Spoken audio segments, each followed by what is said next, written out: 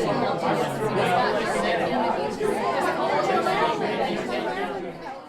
everybody. My name is Josh Adam Ramos. I'm the production manager for the American Theater Wing, and we are so excited to have this delightful panel of designers with us. If you would be so kind, please go down the line, introduce yourself with your pronouns, and let us know what your particular disciplines of theater making are. I'm Miranda. You all know me. My pronouns are she, her, and I'm a costume designer and craft maker, and I live here in Brooklyn, New York. Hello, my name is Amara McNeil. My pronouns are she, her. I am originally from Hartford, Connecticut, but I live here in New York now. And I'm from Norwich. Oh, her, Connecticut. And I'm a lighting designer and a cinematographer. Hi, my name is Miguel Urbino. I use he, him pronouns. I am a scenic and costume, but mostly scenic designer. I came from the Philippines, but grew up in New York and live in New York. Hey y'all, my name's Celeste. I use she, her pronouns. I'm from Arkansas. I moved here like 3 years ago, and I'm a playwright and costume designer. Hi, I'm Sam. Y'all mostly know me. Go by she, her. I'm a set designer, but theater maker in general, and I'm from Beacon, New York. Thank you so much. So I would like to just get to know a little bit more about each of you and where you were in your trajectory when you were the age of our lovely students here. So where were you on your design journey in like your last 2 years of high school? I started off high school wanting to be an architect, and then I did an architecture internship and realized the only part I liked about architecture was the design. So then I was like, well, maybe I should be a designer. But then I was like a big nerd. Like I was a mathlete, I was an ethics bowl, like all the really weird stuff, and I was like very like academic focused as well. So when I was your age, I was trying to decide what to go to college for, because I didn't really know costume design was a career until my best friend that I had been friends with since kindergarten was a musical theater major and going through that insane application process and was like, hey, you should go to Carnegie Mellon for costume design. And I was like, what? You can major in that? And then I had been doing like a little bit of costume design at our school, and I was the only one. And then everyone started calling me Carnegie as a nickname. And I was like, okay, well, this feels like a lot of pressure. And I was like, okay, I'm really interested in this and I really like this, but also I love ethics and philosophy. So I wasn't sure, so I applied to half of the schools I applied to for philosophy and ethics and the other half for costume design. And I thought I liked costume design more, but I was like, we'll see what the acceptance gods think, and then we'll go from there. So I was kind of just trying it all and seeing where I would land, because you just never know.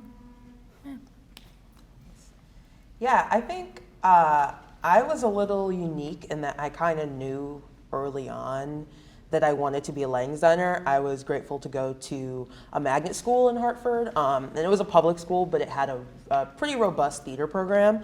And so in the last 2 years, I kind of decided, I'm gonna gain as much knowledge as I can in lighting so I could know if this is something I really wanna do for the rest of my life. And so I got the opportunity to go to NYU's Tisch high school summer program, and that was between my junior and senior year, and it was funded by the American Theater Wing, so shout out to them for that. And that was very much like this, except it was a month where it's just like you're in classes and you're meeting all these designers and you're really learning all the aspects of what you need to do. You're learning how to have conversations with collaborators and whatnot.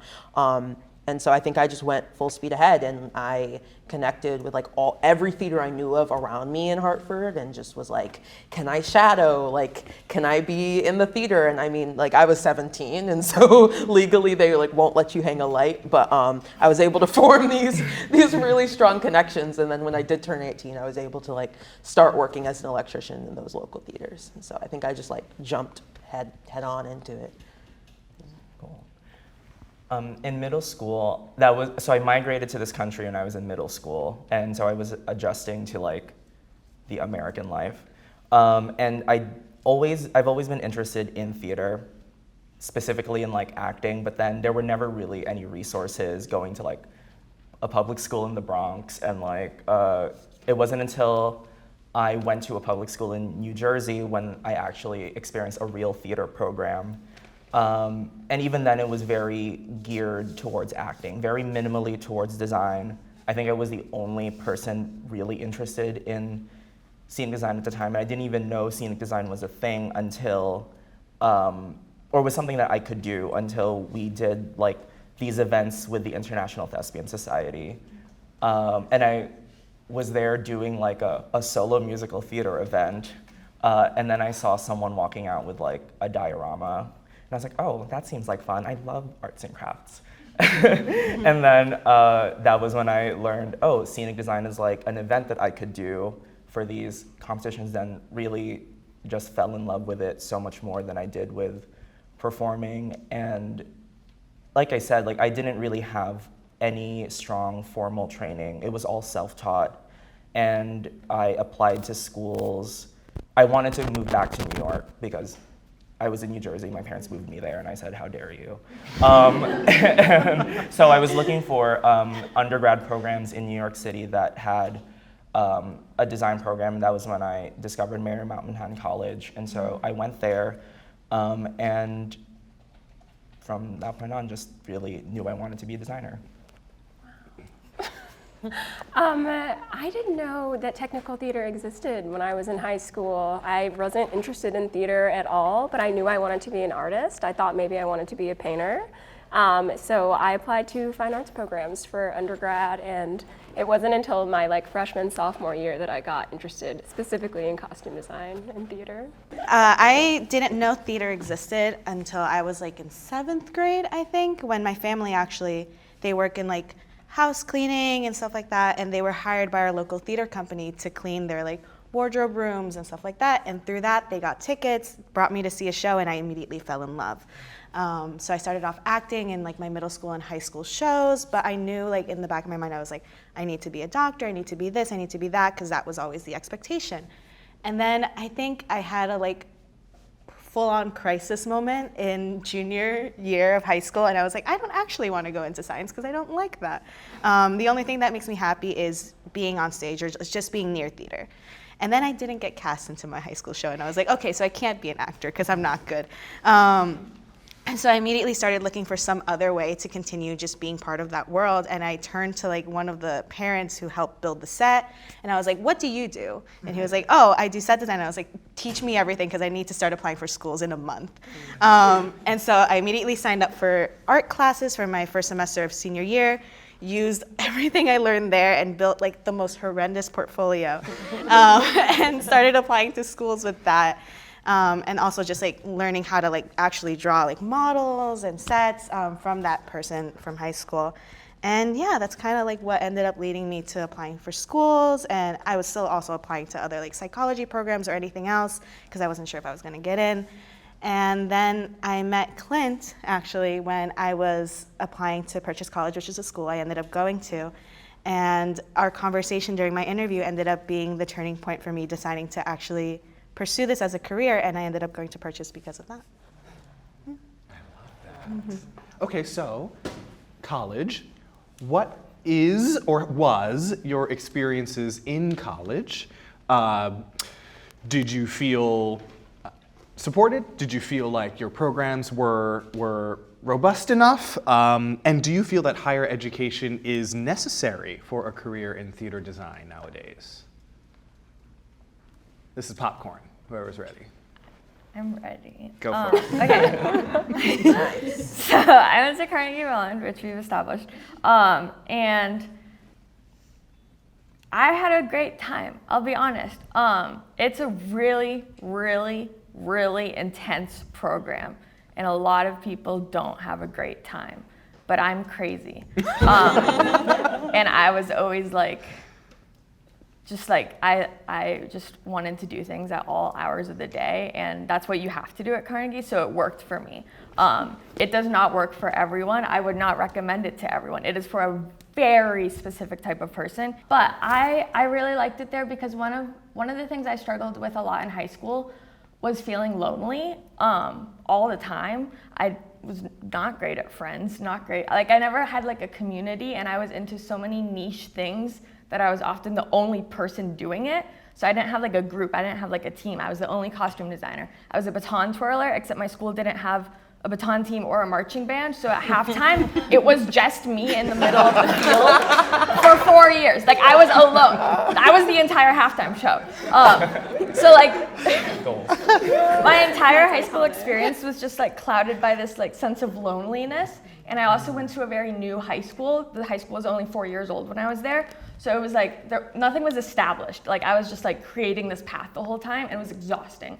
So my number one thing for college was I wanted to go somewhere with a lot of people that liked the same thing as me, that had been established and had tradition and had like resources. And I got that at Carnegie Mellon, and I thrived there because of it, because that was the thing that I needed that had been holding me back the most, was just feeling like I didn't have a community to grow in at all. And the second I loved Carnegie Mellon for the resources. I loved Pittsburgh. When I toured it, I was like, this is where I gotta go. But what really sold me was the moment I got accepted, I was added to all these like Facebook groups and group chats of like all the current students, and they were like excited to welcome the freshman class, which didn't happen at any other school I got into. Like all the like seniors and stuff, I'm like, why do you care about me? But they were like, welcome to the family. And I was like, what? The family? It's a cult. It is a cult. But it's a cult I'm proud to be a part of. And like just not being the only costume designer, not being the only brown person in the room, not being the only one doing the thing was just like so liberating, and that gave me the confidence and the support that I needed. I also knew like one costume designer before I went to college, and the head of the costume design program at Carnegie Mellon is an Asian woman, Susan Su, who was, first of all, one of the first costume designers I ever met, and the first woman of color costume designer I ever met. And having her as a mentor for 4 years was like very liberating and a really, really big part of my journey, because she grew up in all white spaces all the time. And so she really, really focused on being that support person for the students in the program. And like, that was a huge thing for me. Like, she's the one that gave me the confidence to be like, I belong in this room because you did it and you're here in this room, you know? So like, just seeing her path that she took and being like, oh, this is possible, was like what I needed and what really made it work for me. And there were bad parts. Like the BFA conservatory program thing can be very toxic. I will not lie about that. It was a lot worse when I started than when I ended though. Like there is some good progress being made. There are all these ED&I groups starting at all the schools. By the time I graduated, there was an affinity group for everything. And we just got a new head of school who I think is the first BIPOC head of school that Carnegie has ever had, and he's amazing. So I think that he's really shaping it in a really great way going forward. But my biggest thing was that like these institutions have been predominantly white for a really long time, and I was like, do I really want to enter another one? But I do, because I want to take up space there, and I want those rooms to become rooms that look like this, because we deserve to have those resources. We deserve to take up space in those rooms. And I worked in admissions while I was at Carnegie, because this is like what I'm really passionate about, is getting y'all into those rooms, because you deserve to be there. And even if when you start, you don't feel like you should, by the end, I hope it looks like this, you know? I feel like this is a really great question for me, because I'm freshly graduated. I graduated from undergrad. I graduated from Fordham in May, so I've only been out. Thank you. I've only been out for 2 months, but I think overall my experience at Fordham was good. I do think it took a lot of work to come to that conclusion, and I think I'm only able to really appreciate the education I got there after the fact. I really like that you brought up the difference between a BA and a BFA, because I think I grappled with that a lot at Fordham. Fordham's a BA, and I think I went because I knew I was interested in other topics outside of theater. I wanted to be able to take philosophy and theology and math. As much as I hate math, I wanted the well-rounded education.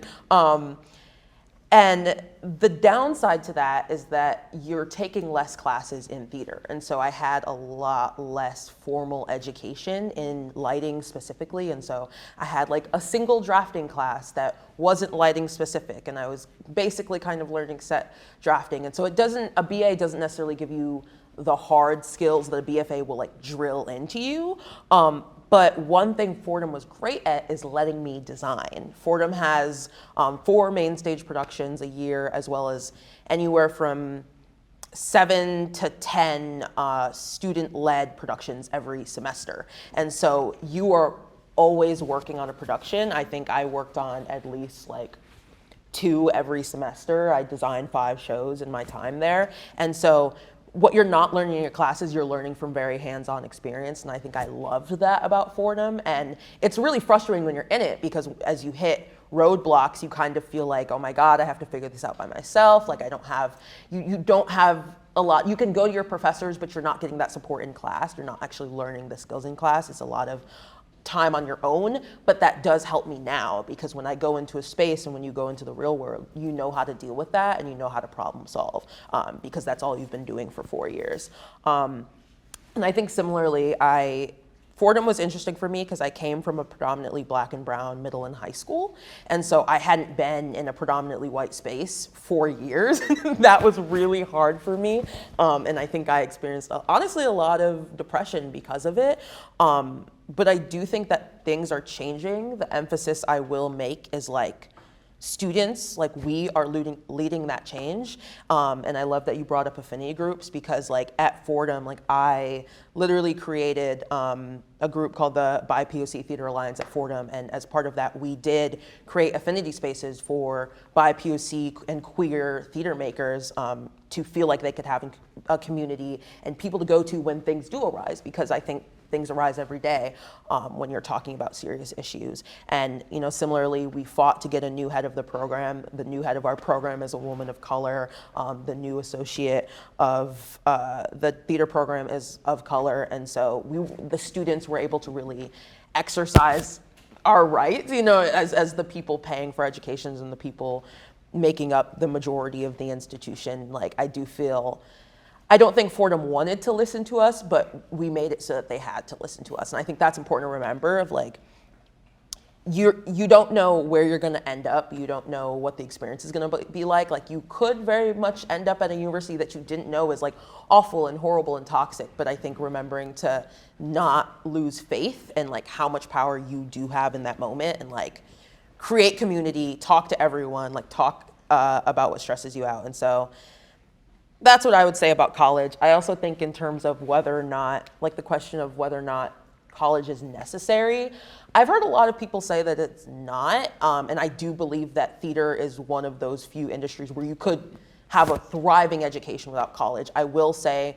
coming from a low income black and brown community, I needed college because I think I needed to know where to find the connections. I didn't know where to start. And so if you're someone where you don't know where to start, like college is the start, and that's very helpful. And your teachers are your first mentors, and they will introduce you to your other mentors. Like Clint was my professor, and I got to work on like my first Broadway show a few months ago, and I met that designer through Clint. And so like that's a perfect example of like, if I hadn't gone to Fordham and I hadn't met Clint, even though he doesn't teach anymore, like I wouldn't have ended up there. And so I do think it's not necessary, but it can be extremely helpful as a first step. I think on the topic of like BA, BFA too, I went to a BA program as well. And full disclosure, I graduated undergrad 7 years ago. And at the time, Marymount was still building its design department. I guess 2012 was when I started. Oh my God, wow. Whoa. It was when I started there, and it was a predominantly, still is, I'm sure, I think. Scratch that if that's not correct anymore, but it's probably still a predominantly white institution. And you're both so right about like, it is about being present in those predominantly white spaces to learn and to actually gain those resources, and to then kind of take control of that and take over. Because it is kind of, because it is, you are the future of theater. And if we also want the face of theater to change, we kind of have to do it from the inside out. Like we have to Trojan horse our way in. And in terms of being in those predominantly white institutions, it is a hard experience to be a not white person in those spaces. But I also firmly believe that you get as much as you give, and you will only get something if you ask for it. Because unfortunately, people just don't give things. Yeah, I feel like I had to be the type of student who, like I said, it was a BA program when I first started, and as we were I was going through my 4 years, like they started to add more classes, more specialty, like special topics classes is what we called them. And it was to the point where by the time, I think like a year or two after I had graduated, they had developed the design program into a BFA program because there were now enough classes that they were kind of developing through the guinea pig era to what the program is now. And yeah, I do, like I said, I do feel like you get as much as you give, and you have to ask for things if you want things. Because I feel like if you go into any space already kind of feeling defeated and knowing that you are gonna be not happy there, you're not gonna be happy there because you've made that decision for yourself. But if you made the decision for yourself to come in open-minded and really, I have a goal, I'm here to learn, I'm here to get things, I feel like you'll come out with a much better chance of getting those things. Yeah, as someone who had no idea that I was going to study theater in undergrad, I really feel like college changed my entire life. I went to Dartmouth College as a studio art major, and pretty early on my work study assignment was in the costume shop, and that was my first time ever understanding that there were people who actually like sewed and maintained and designed costumes that went on stage for production. I immediately got very involved and started working in wardrobe. We have one costume design class, and you can't take it in your freshman year. So I like worked in a lot of wardrobe, took it my sophomore year, and kind of like decided that I wanted to like get under our costume design professor's wings and become a student, even though it is a BA program. So I, not being someone who ever wanted to be a performer, did not choose to be a theater major. I like stuck it out with my studio art major. And I don't know, yeah, I guess one of the best things I've ever done for myself is like my junior year, Dartmouth has this kind of like create your own major thing that's called a senior fellowship, where you have to like prove to the school that like you can create a program that's more vigorous than something they have or something that they can't offer. So I like proposed to write a play that like has like covers like over 100 years, and that like for every decade I'd like design and sew a costume for the play and then like put it up and write a dissertation on or whatever. And they said yes, and so my senior year I didn't officially take classes at school anymore. I was like just doing my project. And that kind of like, I don't know, having that like all that freedom and liberation really changed my entire life. And I feel like there are big pros and cons to not studying theater in undergrad, but I try to focus on the pros, right? I think that having just really zero background in like theater history, like kind of, or just like, you know, being immersed in theater, like some of my classmates who were performers, or later on friends and colleagues that I, you know, work with now that studied theater in school, like having kind of like, I guess like being a little ignorant to like how things works kind of like made me stick out, I think, for internships pretty early on, of like, what's this one weird like non-theater kid doing here? So I feel like that got me a few chances, and I don't know, I just tried to really kind of keep the ball rolling. Like everyone's talked about meeting mentors, and they really do change your life. My senior year met Kathy Perkins. She's an incredible lighting designer. There are not a lot of many Black female lighting designers that were incredibly active. She's in her 60s now, but she like came in during I think our lighting design professor was on sabbatical, so she was like brought in to work on a production of 1984, and I was like assisting my costume design professor, and like after the production meeting, she looked at me, we're the only two Black folk in the room, and she was like, "Who are you?" And then she took me out to dinner, and I remember after the show ending, like maybe a month later, she called me on the phone, and I was just like hanging out at school, and I picked up, and she was like, "Well, I'm in just the grocery store, but I just wanted to say hi and see how you were doing," and it like changed my life, because she was like the second Black theater maker that I had ever met, and the fact that she like cared enough about me and remembered me and wanted to like reach out and call me, just like impacted my world. I talked to her on the phone this morning. She's like one of my best friends, and I don't think I'd be working in theater today if it weren't for her and weren't for you know, discovering it when I went to undergrad. I also just want to shout out Kathy Perkins. We love her. Everyone loves her. Oh yeah, she will just call you up. Right, and that's the like, thing, yeah. y'all. She has like maybe like 200 mentees, but we're all convinced that like we're the favorite. But I do And we call, are. I do call her Everyone's often, yeah. so I don't know. I think everyone pretty much covered the question, but at least from personal experience, I definitely felt like I needed an educational background or to go to college for theater, since I literally went in knowing nothing. I was at Purchase, I was part of the conservatory program, which also, wild of me to go into a conservatory having zero background, zero idea how to design anything. I walked into my first design class and everyone was like pulling out like models and doing like these really cool things, and I was just like scribbling on a piece of paper hoping that like no one looked in my direction. But it was really useful just like because the program itself, like most of our educators are people who actively work in the industry, so that made really great networking opportunities.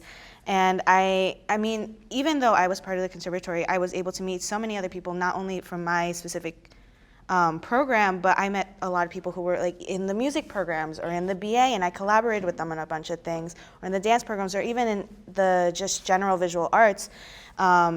Being at college and being part of it gave me that community that I needed, that I now hold on to and I bring into my work here. But I don't think that education is necessarily something that like everyone should pursue, because as I've been talking to all these people and meeting people throughout the course of my career, everyone comes from so many different backgrounds, and like theater, as we said before, is not like a linear path. You don't have to like most other careers, it's like you have to do 4 years of school and then 4 years of this and that. Theater is really just like everyone comes from every which way, so I think that that's the beauty of it. And yeah, I think if you feel like you need the post-secondary school education, you should do it, but it's not necessarily meant for everyone. I think it's good to know, especially like how you said, you know, some of these programs are not always the most welcoming. So I think having a little context of what your experience is very useful.